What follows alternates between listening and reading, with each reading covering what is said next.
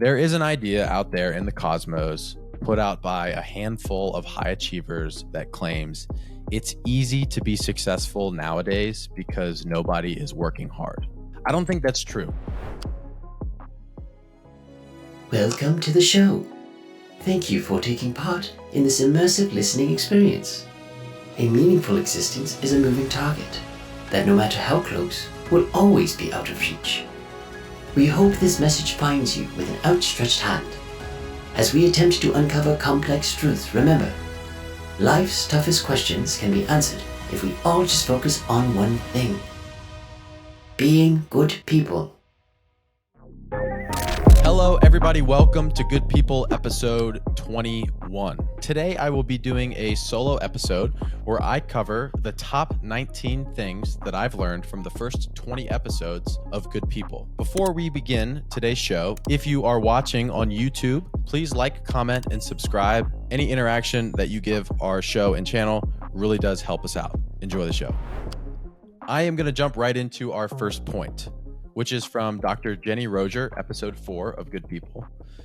You don't learn to regulate on your own until you are 26 years old. So in the episode, we talked about attachment style, attachment theory. And one of the things that I learned from Dr. Jenny Roger was that you don't fully learn how to regulate your emotions until you're 26 years old, which is kind of absolutely crazy to me that I have made so many impactful decisions already in my life, and my brain's not even fully developed yet. I know that that's like a common fact of your brain's not fully developed till you're 26, and that whole co-regulation, regulate on your own, is in line with that brain development. But like, I pretty much have one of my whole arms tattooed, and like by the time this episode comes out, I'll be engaged, and so I've chose my life partner before my brain's fully developed. That's kind of crazy to think that literally you get a quarter of the way through your life before you are even capable of making decisions on your own. This shows to me, though, that it's a very important aspect of human life is that we are connecting with other people in some way. So in the context of what Jenny was talking about in the episode, it was that in order for us to regulate our emotions, we literally are dependent on other people. When we're young and we're children and we're growing up, our parents are there to co-regulate for us and with us. And then as we get older, our peers are there to help co-regulate for us. And so we literally need to lean on each other to handle and deal with our emotions as we get older. The second point is also from Jenny. In life, we are all given a toolbox, and it's important to take inventory of yours and the toolbox of the close relationships that you have. And so this was also in line with attachment style.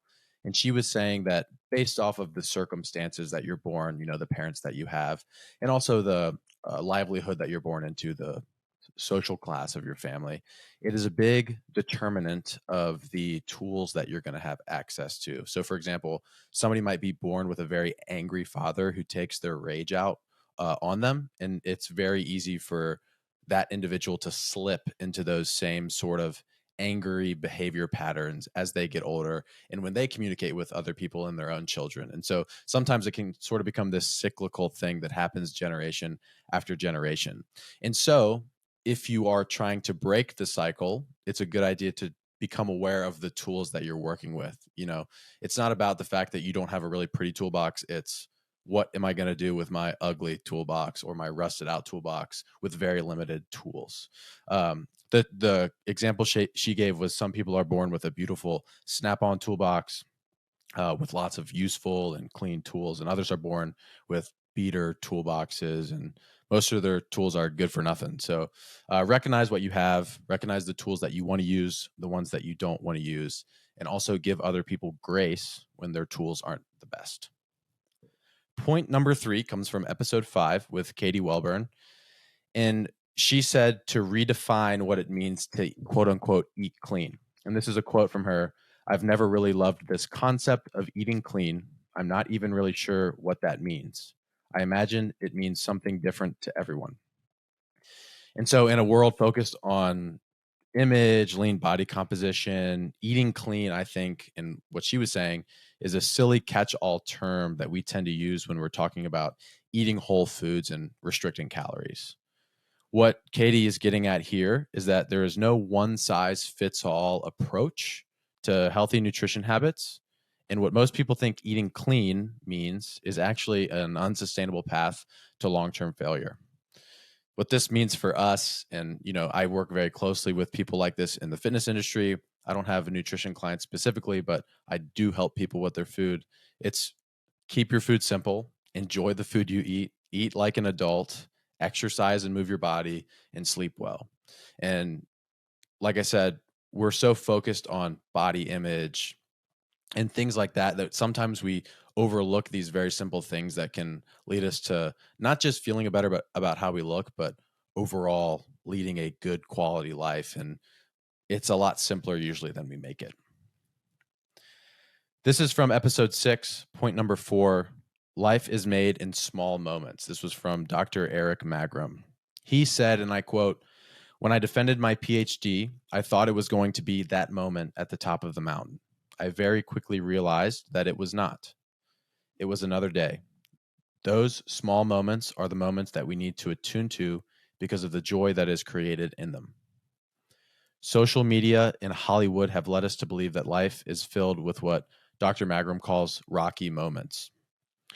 That's simply not true. The topic that I brought up on that show that made him say this quote was that some of my favorite moments in my entire life are when I'm alone in my garage just deadlifting. It's a very simple strength training session that happens arbitrarily every couple of weeks. And, it's such a simple time that not really much happens other than it's just me by myself working out, thinking about things. But that's an example of one of those simple moments that he's pointing to. There's no overarching thing that happens to you where you're the main character of your life and it's a movie, right? It's very small things that happen over time, and we're going to look back and really enjoy those moments the most once we've lived the majority of our life. Number 5 is also from Dr. Magram, where he talks about how emotions are contagious. The term for this is emotional contagion. Having a series of unfortunate circumstances happen to you can lead to further unfortunate circumstances, essentially. But emotional contagion also means that you will take on the emotions of those around you. So if I'm in an environment where Billy is bummed out because his tire blew out, right? And he's pissed off at me and the world. It's going to make me feel pissed off at myself and the world, right? Because he's feeling those emotions. It's negatively affecting the space and environment that we're all in, and we're all feeling those emotions. So, what's important and what I took away from that is we need to cultivate an environment that we excel in. There's a common phrase in the productivity self-improvement space that says you are the sum of the top 5 people that you spend your time with. As cliche and corny as that may be, it's true, right? If you name the top 5 people in your life, you take a lot of qualities from them.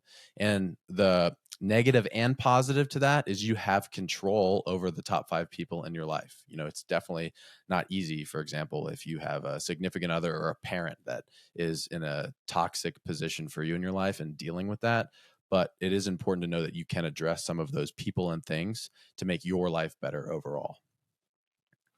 This is from episode 9 with Jack Crow. He says, life is about creating stories.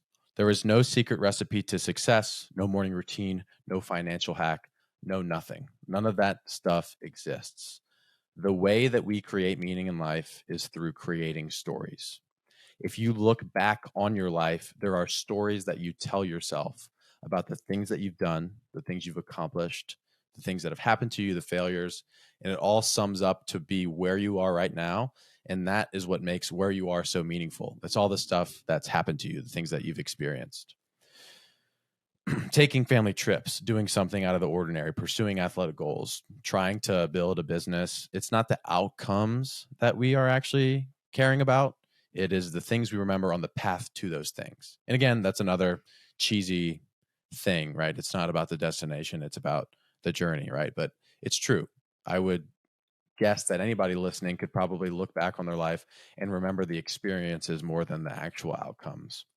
A good example of this, I don't care about the finish lines of all the ultra marathons that I've run.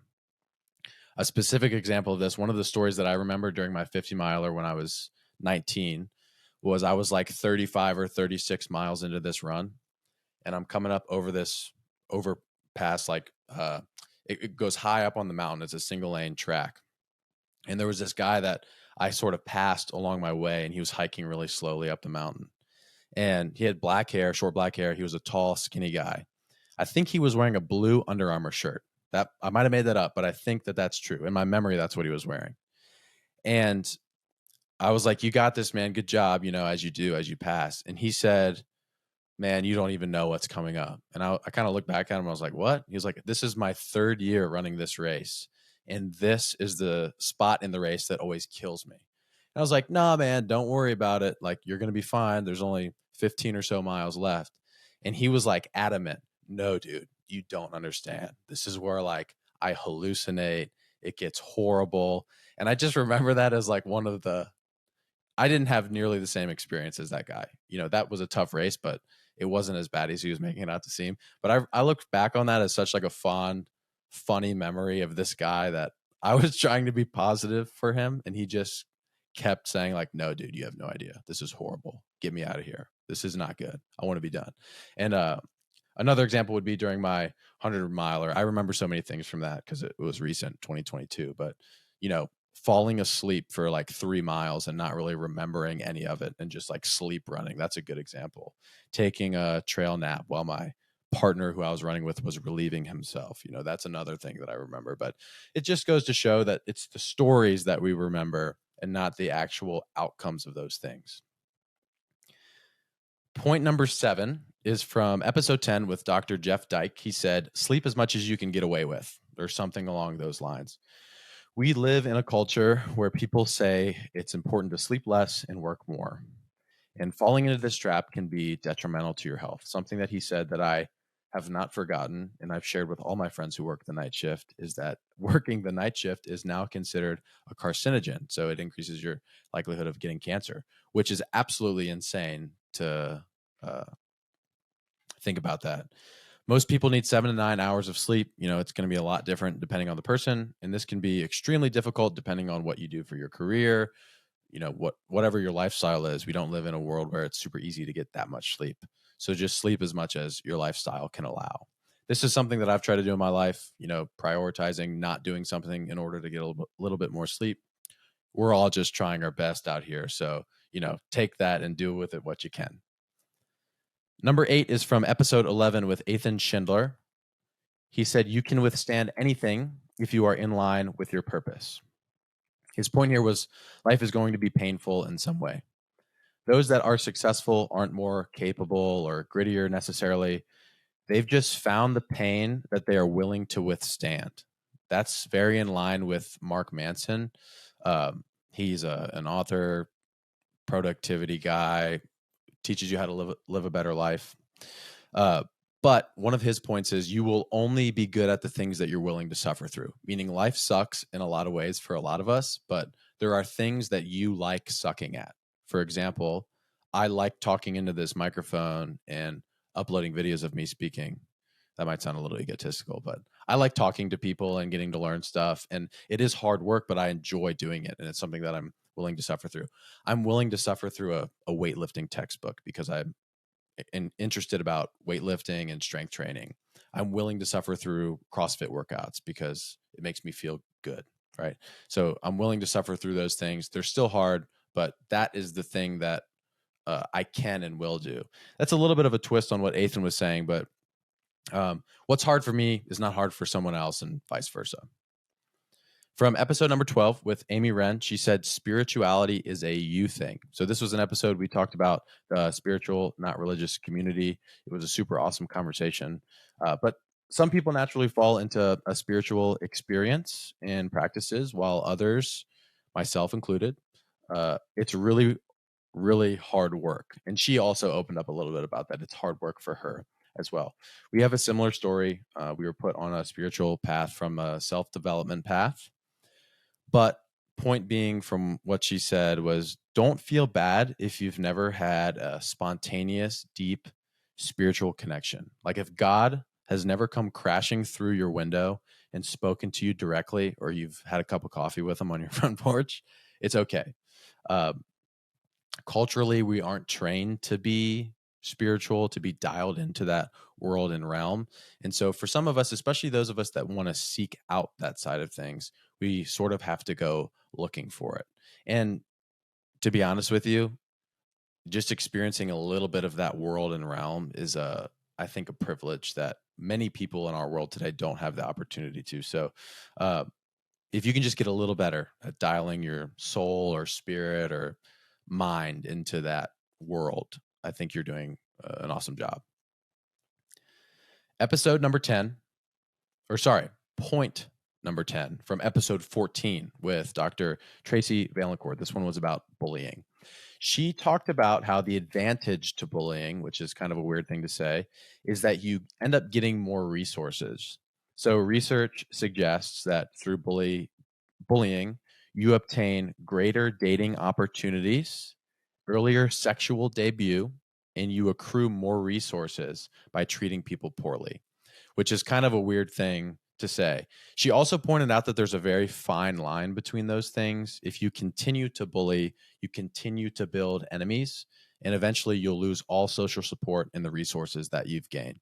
I think that was very fascinating. Bullying is something that is very interesting to me, and I really enjoy the conversation that I had with Tracy. And if you haven't checked out that episode, you definitely should.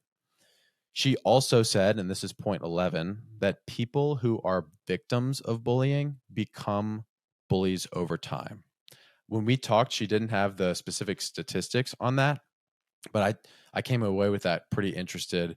And I think the example that I used in that episode was, think of a fraternity. A lot of people who join fraternities go through that horrible semester where they have to sort of do everything for all of the brothers in the fraternity, whatever they say, right? You have to do wild stuff. But it's all because after that one semester, you take the however many other semesters that you're in the fraternity in college to do the same thing to other people. So it's almost like, this happened to me, I'm going to make sure this happens to other people, and I get to experience the other side of this. Number 12, which is the last point that I'll bring up from Tracy, is the idea of being open minded to the fact that your kids have the capacity to bully. And the way that you prevent it, for the most part, some things happen, is to provide them with high structure and high support. It's very important to be open minded that your child can actually be a bully. Anybody can be a bully, right? We're gaining resources and there's some advantages to it. They're human. Everybody is susceptible to that kind of behavior. But what high structure, high support means, and the way that she worded it was very simply, be the house that your kids' friends want to come to. You need to have an expectation and a standard for behavior, but you need to be supportive and also love them and hear them out and treat them like a human being. I think the biggest takeaway, and a very simple way to put this, is understand that your kids are also people in this world. The way that you thought about your dad and mom when you were growing up is probably how your kids think about you, or you're just like some guy, right? That guy or gal that, is in charge and you have to sort of listen to, but they're kind of annoying most of the time and just in your way. So just understand that that's probably the dynamic that exists. Point number 13 is from episode 16 with Bill Strang. He said, in essence, to aim high because you'll likely miss. And the context that we were talking about, and I'll quote him directly here, is if you made $30 million last year, you have to shoot for 40 million this year to hope you make 35. What I took away from this is that none of us are as good as we think we are. I also think that one of the biggest mistakes that people make is they aim too low. Don't try to open a little shop or operate a small business or achieve a certain wage so that you can live, right? I think it's important to aim high because generally speaking, you will undershoot that and you'll end up still being in a great position. Number 14 is make sure what you do brings value to the people you work for. This is also from Bill. I'm going to quote him again here just because he said it very well. You want to make sure what you do brings value to the people you work with, the people you work for. It's important to you to, one, support the mission they have, and two, it's important to you that they do it safely. Everything I did supported some kind of dangerous environment using the equipment that we supplied, and we wanted to make sure everything we did each time was focused on that. Bill literally had lives at stake in his line of work, and he took responsibility for the people that were wearing his equipment. So he made military equipment, right? Essentially, tactical gear. It's not about you. It's about providing something and being someone that others can rely on. And the example that I used in that episode was if people come to me to lose 50 pounds and they've been training with me for a year and they haven't lost any weight, that's my fault, right? You owe it to the people that you are working for, that you have relationships with, to be your best, to show up as your best, because that's what's going to help them the most. And if you're not helping the people around you, there's an issue there. Last point from Bill, and this is 15 for this episode. Don't let your values slide and lead by example. If you are a leader, people are watching you. And whether you or they know it or not, they will follow your lead. Do the job how you want and expect it to be done. Uphold your core values that you set for yourself and for the company. If someone isn't doing their job right, it's your job to fix it. And at the end of the day, it all comes back on you. I'll use this example. I can't remember the number specifically, but a guy called him and was like, I think it was 500 gallons of. Cayman, do you remember what it was? 500 gallons of 500 gallons of antifreeze. The story he told, and somebody called him and was like, "Hey man, do you have 500 gallons of antifreeze?" And he said yes to the guy. And I don't think he had 500 gallons of antifreeze right on hand. So he went to his local, I guess, like hardware store. And he went in and was like, "Hey, do you have 500 gallons of antifreeze?" And the guy was like, "Hold on, we just got a shipment in. Let me check." And he checks. He's like, "Yeah, we got 500 gallons of antifreeze. How much do you need?" And he said, "I need 500 gallons." He said the guy's jaw dropped. He was like, "Are you serious?" And he said, "Yes." So they bought the 500 gallons of antifreeze. And through some series of crazy events, they ended up having to drive this 500 gallons of antifreeze to this Air Force base because the people that needed it like right now. And so that was a good example of like, he just went and figured it out, and he knew that those people were counting on him. And the job was to get the job done, and knew that he was setting an example for people by coming through in that moment. So just goes to show, do what you say you're going to do, lead by example. People are always watching, especially if you're in a leadership position or own a business. Number 16 from Dr. Lindsay Harville Bowman. We had a 2-part episode. She did one with us on persuasion and cults, and then one with us on death, anxiety, suicidality, coping with death, things like that. Very great episodes. You should listen to them. The first one is that persuasion is a tool. It is up to us how we use it. Now, this is sort of a throwback to Dr. Jenny Rogers. This is a common thing that I've actually talked with a lot of people about. But good ethics is just a choice that you make. A lot of things in life are neutral. They're just tools. And it is up to us, whether it's through our circumstance or own actual decision, to decide what we do with those tools. So, for example, the money that you spend, persuasion, right, is a good example. You can use it for good or bad. How you give and show love, attachment. You can use that for good or bad. You can take advantage of the other person's attachment style, right? Spending money in specific places, right? There's a tons of things, but it's important to know that we have a lot more control of things than we think, and just start thinking of any sort of worldly thing as neutral. It's not good. It's not bad. You decide if it's going to be good for you or if it's going to be bad for you. Number 17, also from Dr. Lindsay Harville Bowman. Cults can teach us how easily human beings can be manipulated.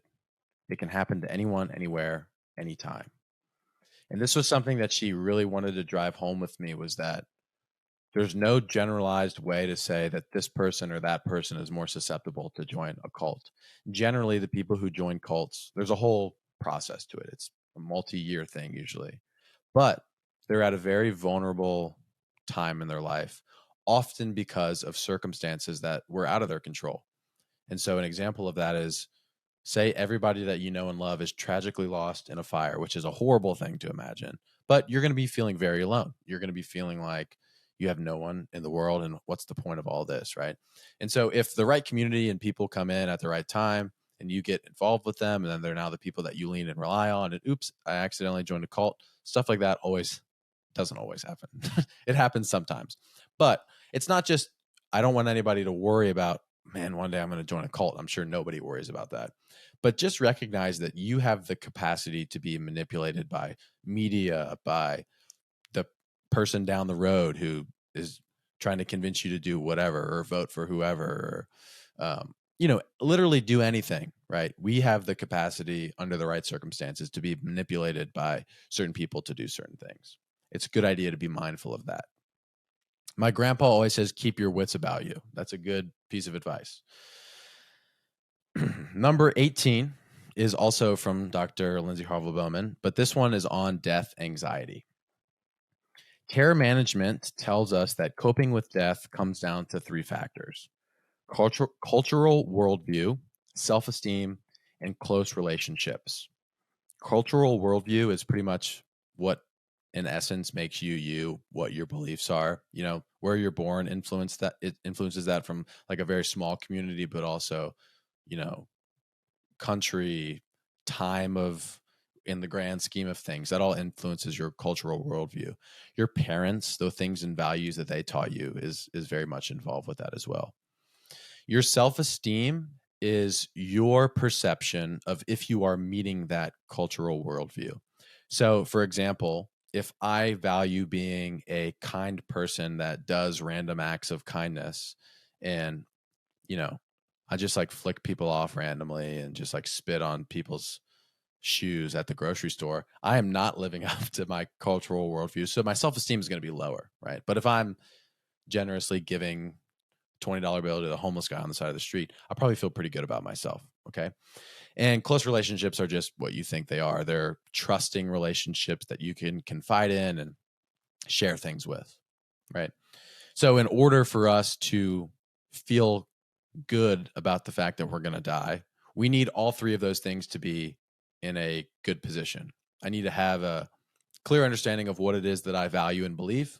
I need to be living up to that standard, and I need to have close relationships. I have thought about this so much since her and I had that conversation, because to me, all it takes, I truly believe that any fear anybody ever has comes down to the fact that we're all going to die. It's like, I'm afraid of heights is an easy example because it's like imminent death is approaching me. But let me think of another example. Fear of losing your business, going bankrupt. Okay. If you have fear of that, it's because you're insecure in the fact that you aren't going to be successful by whatever values that you've put place in yourself, whatever standard you've given yourself. And then it sort of funnels down to the fact that, like, if I just keep going on and on like this, I'll never amount to anything, and then I'm going to die, like that. That's the order of thinking there. I'm going to die never having amounted to anything, right? So this fear of death is the underlying, it's the base of the fear pyramid, right? And so one of the ways to cope with that the best is as literally as simple as know what you think is important, live up to what you think is important, and have some people to share it with. Okay. To use the kind example, if I want to be a kind person my whole life, and I want not necessarily people to remember me, because it's not about other people, it's about how I feel myself, right? But I want to know that I'm a kind person, right? I'll do things like give the homeless guy a couple bucks and not tell anybody about it. And I'll smile anytime I see somebody, even if I'm feeling bad, because I want them to have a positive interaction. And it's me, I'm working hard to help people as much as I can whenever I have the opportunity, right? I'm going to be living up to those standards, that cultural worldview. My self-esteem is going to be pretty high. I'm going to feel confident in myself. And then I can go home to my significant other and tell them about all the fun, cool things that I felt like I did. And I have somebody to share that experience with. And then I go to bed that night, I am going to die, but I'm doing a pretty damn good job. And I think that that's pretty cool, that there's more to life, right? But simply put, it can really be boiled down to that. Know what you value, do the things that you value, and have somebody to share with. My tea is cold, very cold. Final point, and this isn't anything that I learned from anybody in particular. Something that I've started doing since I've started this podcast is just spend more time recording some of the things that I'm thinking about. And whether it's actually learning something directly from an individual or the thing that I learned from them sort of jogs this idea in my head. My goal recently has been to make sure that I record some of these things that I'm thinking, because I do think some of them are pretty good ideas. It ranges from quick, clever things that I think are that rhyme and I think are super poetic that I don't think I'll ever share with anybody, or it's sometimes pretty thought out ideas as far as living a better life, being a good person goes. And so to close, I want to leave you with this. The last point isn't anything, like I said, that I was taught directly from an individual on the show, but it's a realization I've recently come to in my own reflection, and I'd like to share it here. There is an idea out there in the cosmos put out by a handful of high achievers that claims it's easy to be successful nowadays because nobody is working hard.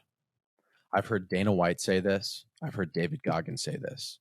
Something along the lines of it's easy to be successful because everybody is so soft now. Something along those lines. I don't think that's true. I don't think it's that nobody wants to work hard. I think that number one, people don't want to become an expert. And two, people don't see the value in becoming an expert. There are three things that you need to become an expert in your field: the what, the how, and the why. If you understand those three things, you're going to be an expert. An easy example of this is I'm a CrossFit and fitness coach. The what is the fitness, the improving fitness. The how is the training and the methodology. And the why is the system behind how all of the work drives the results. So like the exercise science, right? The what and how are easy. You can train yourself to proficiency in those areas in a few months to a short couple of years. The why is where mastery lies, and it is a moving target that can take decades to close in on. The issue is in avoiding mastery as a pursuit in hopes to achieve another end goal. And for most people, it's generally money or freedom or both for the sake of efficiency. Understand that becoming an expert is not efficient work. There is no easy way around it. It takes time, dedication, focus, effort, trial, error, heartbreak, and hardship. And the final product is nothing more than the satisfaction of knowing what you know, which ironically is the realization that you don't know much of anything at all. It's not wrong if you don't want to be an expert in your field, but it seems like chasing mastery is one of the only ways to fill a void that cannot be filled by other pursuits. Becoming an expert doesn't make you fulfilled. It is in the path to mastery that teaches you things about goodness and life and love that fills you. That's why you should chase mastery. Find a craft, become an expert, do it for you. Thank you guys so much for listening to this week's episode of Good People. If you are watching on YouTube, please like, comment, and subscribe, and turn on notifications so you don't miss next week's episode. If you really enjoyed today's episode, please share it with somebody that you love, perhaps your grandma. We'll see you next time.